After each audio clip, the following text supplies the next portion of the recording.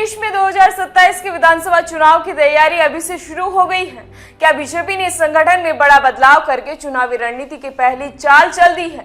जी हां, उत्तर प्रदेश में 2027 का विधानसभा चुनाव को लेकर बीजेपी ने जिस तरह से अपनी तैयारी तेज कर दी है, उससे साफ है कि पार्टी इस बार चुनावी मैदान में कोई कसर छोड़ने के मूड में नहीं है। सवाल यही है कि आखिर चुनाव से पहले संगठन में इतने बड़े बदलाव क्यों किए गए हैं और मुख्यमंत्री योगी आदित्यनाथ की प्रधानमंत्री नरेंद्र मोदी व बीजेपी के शीर्ष नेतृत्व से लगातार हो रही मुलाकातों का क्या कनेक्शन है?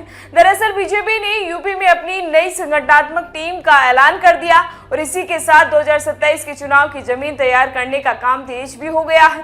वही पार्टी ने क्षेत्रीय प्रभारियों और अलग अलग मोर्चों की जिम्मेदारियां तय करते हुए संगठन को ज्यादा सक्रिय और चुनाव केंद्रित बनाने की कोशिश की है।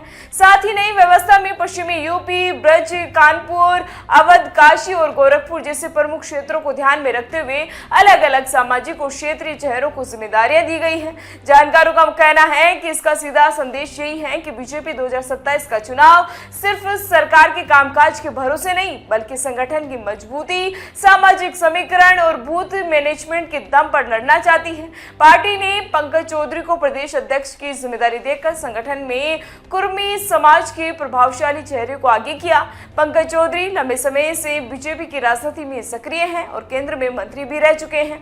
ऐसे में उनके जरिए बीजेपी एक तरफ सामाजिक समीकरण साधने की कोशिश कर रही है तो दूसरी तरफ केंद्र संगठन और मुख्यमंत्री योगी आदित्यनाथ के बीच बेहतर तालमेल का संदेश भी देखा जा रहा है। वही धर्मपाल सिंह को संगठन में अहम जिम्मेदारी देकर पार्टी ने अपने संघ और संगठन से जुड़े अनुभवी चेहरे पर भरोसा जताया है।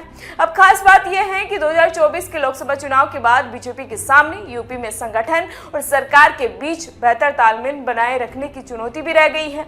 ऐसे में नई टीम के जरिए पार्टी इसी कमी को दूर करने की कोशिश करती दिखाई दे रही है। इसी बीच मुख्यमंत्री योगी आदित्यनाथ का दिल्ली दौरा भी चर्चा का विषय बन गया है। वही सीएम योगी ने प्रधानमंत्री नरेंद्र मोदी से मुलाकात की और बीजेपी के राष्ट्रीय अध्यक्ष नितिन नवीन से भी बातचीत की। अब बताया जा रहा है कि पीएम मोदी के साथ उनकी बैठक करीब 1 घंटे से ज्यादा चली, जिसके बाद राजनीतिक गलियारों में चर्चाएं तेज हो गई। हालांकि बैठकों को लेकर आधिकारिक बयान सामने नहीं आया है, लेकिन यूपी जैसे बड़े राज्य में चुनाव से पहले मुख्यमंत्री की शीर्ष नेतृत्व के साथ लगातार बैठकें निश्चित तौर पर महत्वपूर्ण मानी जाती है। अब बीजेपी की नई रणनीति में सामाजिक संतुलन पर भी खास जोर देखने को मिल रहा है। ब्राह्मण, कुर्मी, लोधी, मौर्य, शाक्य, ठाकुर और अन्य सामाजिक समूहों को संगठन में प्रतिनिधित्व देकर पार्टी व्यापक सामाजिक आधार मजबूत करना भी चाहती है। यानी अब बीजेपी की रणनीति साफ है कि सरकार का काम, मजबूत संगठन, सामाजिक समीकरण और बूथ स्तर की तैयारी, इन सभी को एक साथ लेकर 2027 की लड़ाई में उतरना।